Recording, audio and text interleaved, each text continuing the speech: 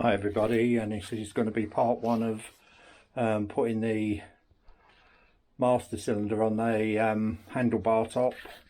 Basically what I'm going to do is disconnect the earth from the battery. This will isolate all the electrics. Won't need to disconnect anything else apart from the handlebar switch, so I'll do that and I'll cut back in again.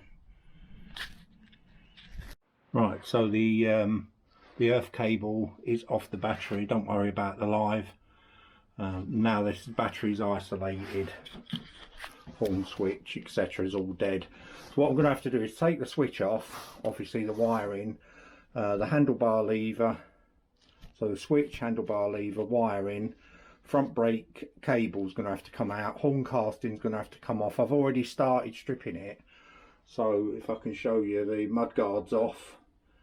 It looks like a dog's dinner, the electrics, but I can assure you it's quite good, and it does work. So as I say, I'm going to move the scooter across a bit because this is not my normal shed. This is the shed I've got, like my third shed, which I'm going to be knocking down anytime soon.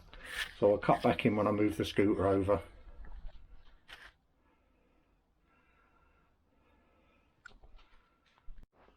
Right, so I'm just going to undo these two screws holding the switch cover on, which might be impossible with the scooter the way it is at the moment, but one,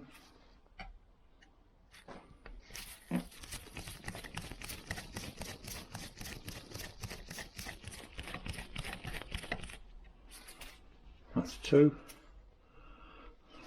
No, it's not. There we are. That's two. So I'll just put them up there for the time being, safe. So the handlebar switch can move. We're going to have to take off the button that controls the sit speedo as well. And we've got two screws here, which is a larger screwdriver. We can undo them now. What we're basically doing is we're taking off this switch housing and the handlebar rod, front brake, because obviously it's going to be replaced with a hydraulic. So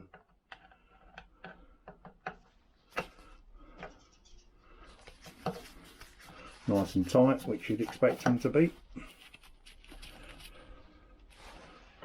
Again, the two screws up there. You can put them back in the holes if you like afterwards.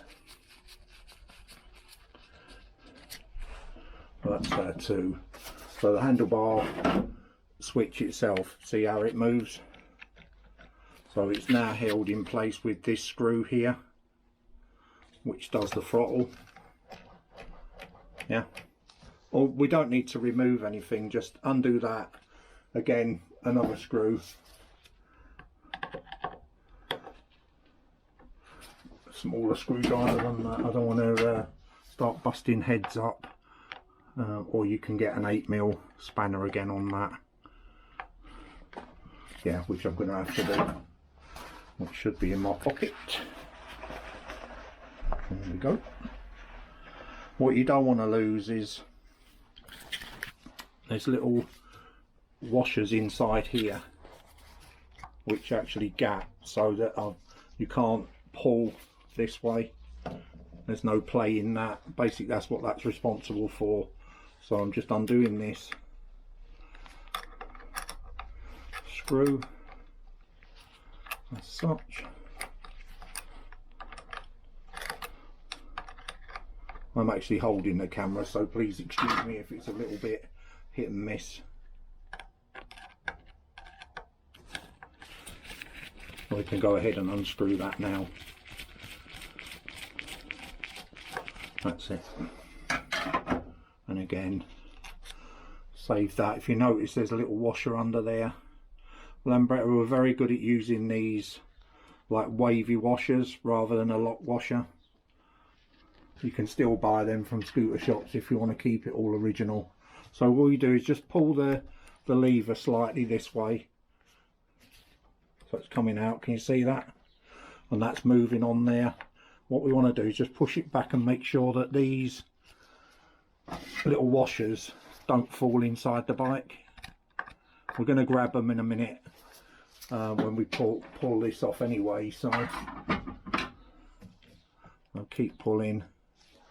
You can put a screwdriver there and just wrench that off if you want. See, when it's loose, it's very loose. Right, so that's pretty good. That's come off out of the way. So what we can do now is just take I've got 2 washers on this. I'll take one out at a time, try not to drop them.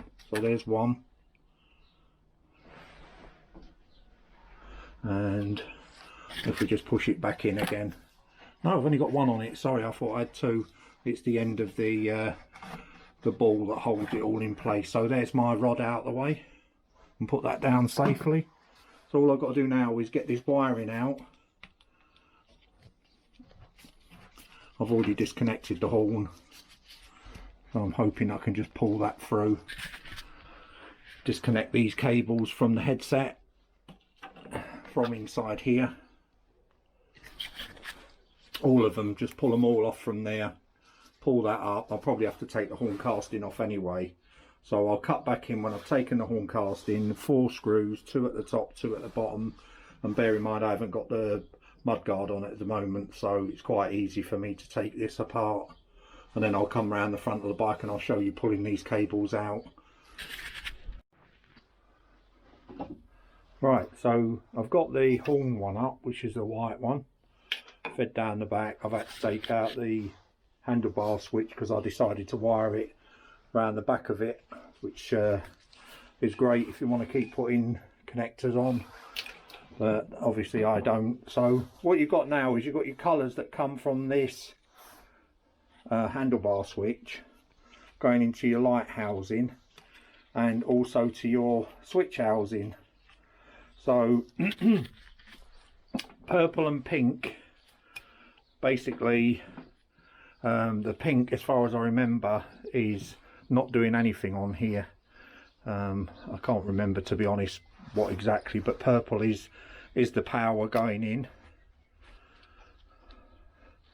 I think pink is the power as well, but one's AC and one's DC on a normal Lambretta. This is full DC, so we're gonna have to take the glove off to take these out of here. But basically what I'm doing is I'm taking out the high and low beam earth. No, I can leave the earth actually. High, low beam and pilot yellow, high and low beam red and blue, and the yellow is the side light, pilot light. So I can just pull them straight out there. I'll do that and cut back in again. I get myself confused here. Basically the brown goes to the purple and the pink. So on a normal Lambretta with AC/DC, you'd have the battery parking light and horn, and you'd have the AC headlight. Because this is all DC, you have to put the DC and the AC switching into one. So the brown itself here goes to the brown. So I've linked it across. I don't know if you can see that, because I need to feed the power into the switch and then back into the speedo, obviously into the voltage regulator there, because I've got 6 speedo. So it's basically black to black and brown to brown, and that's my switch. All this is all original. The switches are original, but I built it out of about 3 switches because I wanted the right levers, and I wanted it to look good, and I wanted it to work as well. So what you do now is just feed the cable through like so. See that? Obviously you want to try and do this with 2 hands, not 1. Pull the cable out. Should go nice and easy, especially when it's you know, that is an original switch, it's not a remade switch. Like I say, it's brand new. And there you go. So that's our switch out. Put that safe, and then all I have to do now is just take the connector off the back of here. There's like a pinch bolt, lever pivot, pull out the lever itself, watch, but on the brake side the spring is upside down and it'll fall and you'll never find it again. So just put your hand there when you pull this out. I'm going to take this off, so I'll cut away again. I'm sorry you keep cutting in and out, but as you can probably tell, I'm holding the camera today, I've not got it on its stand, so when we come to rebuild it, it's just a reversal of this, but obviously I'll have the master brake going on here, so the master cylinder, and I want to route the cable down, which I don't know yet. I'm not a fan of bringing it across and starting to weaken these parts here like some people do, simply because, you know, you're weakening the structure of the handlebar, where if you notch it there, okay, it's not original and untouched like this one, but you know, we've got to live in modern day traffic, aren't we? So I've learned to maybe come and live with that. So like I say, I'll get the pinch bolt held with my pliers and just undo this screw, and I'll cut back in again.